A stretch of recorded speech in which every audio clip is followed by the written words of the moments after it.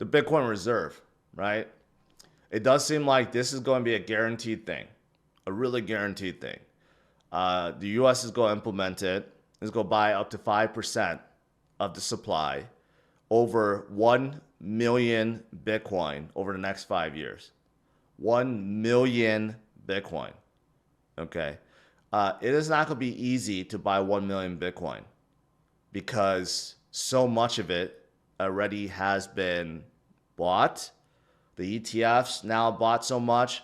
Look at Sailor and look at all the other companies that are buying and how much the miners have now. The miners are buying like crazy. The other countries are going to start buying and putting in their reserve, right? So going forward, starting next year and the next 5 years, buying 1 million Bitcoin is not going to be an easy task, especially as Bitcoin gets more expensive.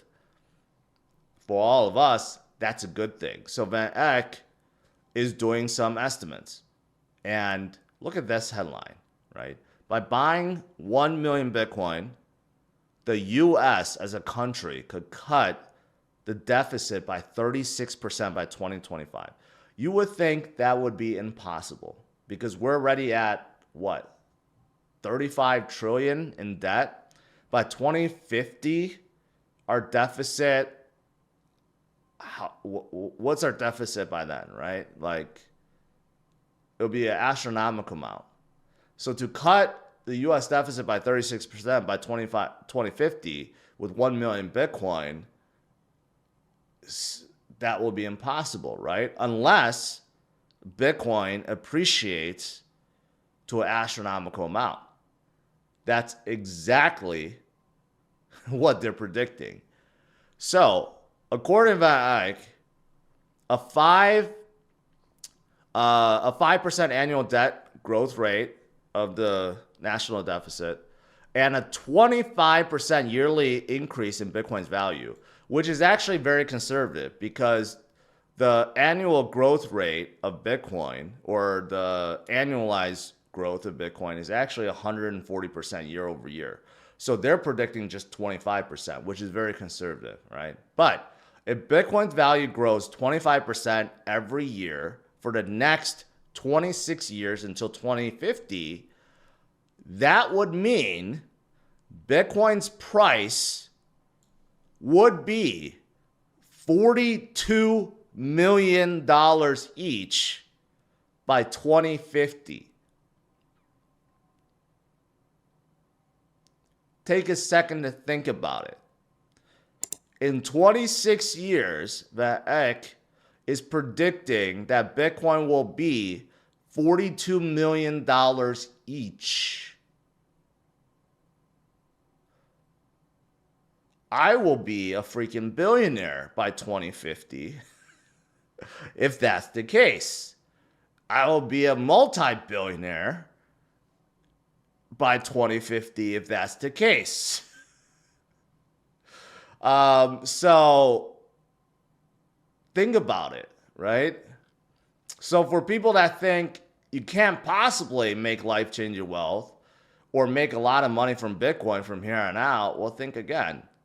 Because Bitcoin can still appreciate, can still go up by a significant amount, significant percentage, because it is scarce. There's only a certain amount, there's a set supply, and if countries are going to start FOMOing and start buying all that there is, okay, it's going to start going up rapidly because there's only so much. It's not like fiat where they can just print unlimited amount of it. And it's not like gold where they could always just start mining more or spin up more mines or dig it out of the ground, and there's always more mines and more places where they find more. There's always more headlines where they find some new mine where it increases supply by like 50% or something. There's always more gold to be found, but you can't find more Bitcoin. There's only so much. it seems laughable. I know a lot of you guys think, just a stupid headline, stupid number. I'll never get up there. We can barely hold 100,000, let alone a million. 42 million, it'll never happen, right? But people said the same thing about 100,000 10 years ago. People said the same thing about 100,000 5 years ago. Just wait another 5 years when we hit $1 million. And then we'll see. People won't be laughing then. Metaplanet buys 620 Bitcoin, taking advantage of the dip. That's $60 million worth of Bitcoin. A lot of people used to make fun of Metaplanet, saying that, well, they're only buying like, $2 million of Bitcoin, $5 million of Bitcoin, $10 million Bitcoin. But I said, don't make fun of them. They're doing what they can. And now their reserve is getting huge. They have over 1,700 Bitcoin, almost 1,800. And they are increasing. And they're issuing more debt. And they're buying more Bitcoin. And now they hold about $170 million of Bitcoin. After this cycle, that could be worth like $500 million. And their average price is about 75,000, which is not bad. Not bad compared to some of the others like Microstrategy, which is now, I think they're around the same. Not around the same, right? So a lot of competition now, right? A lot of competition.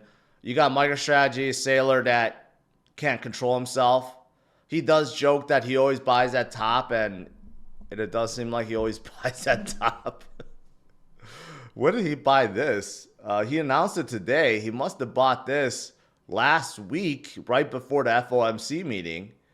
So he bought another 5,262 Bitcoin, 561 million at 106,662. So this must have been right on Tuesday, right before the FOMC meeting, or maybe I was on Monday last week. So